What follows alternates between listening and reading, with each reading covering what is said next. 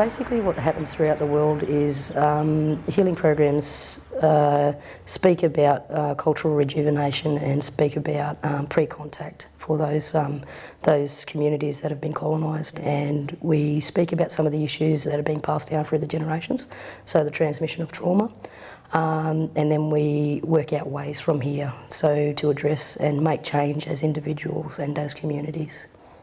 Ours is a little bit more unique because we're researching our program. We want to ensure that the work that we're doing is going to be relevant to our communities, and to be able to do that I think we need to research it and have that evidence-based information behind it. We're also able to develop this healing program through a qualitative research that we completed with the community members and analysed that data and wrote it into a program, so it's not just another professional person saying this is what you need. This is what the community have actually said.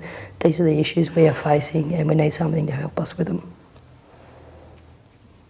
Since commencing the program, we've found that the community have been speaking more freely about some of our taboo subjects, so things around the violence that's occurring, sexual assaults, including child neglect, those sorts of things.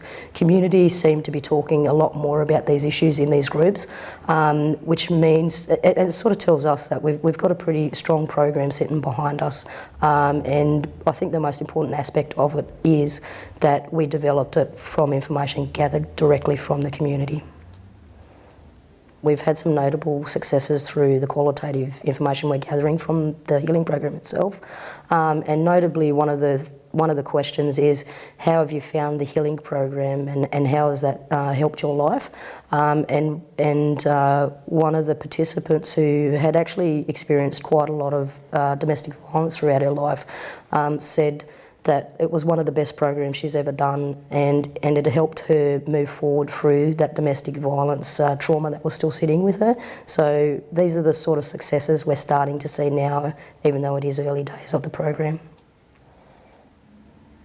On the last day of our healing program, because it's the most difficult day of the program, we go back out on country. So for the Broken Hill and Wilcannia participants, we'll go out to what's called Moot Winji, which is our meeting place for our different tribal groups.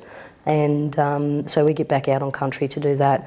And in places like Menindee, we'll go out to the national parks and stuff like that, and just get into the back to country and talking about our old people's stories, those sorts of things, to rejuvenate and bring that culture to life again. We are one of the oldest living cultures in the world, and it comes back to our connection to our country and also our resilience as a people. Ideally, I would like to see our own community members take a group out and sit on the riverbank and facilitate this program for ourselves, rather than being reliant on services to provide the service. It's around our empowerment as a people to go out and do these things ourselves, and hopefully in the long run we can do that.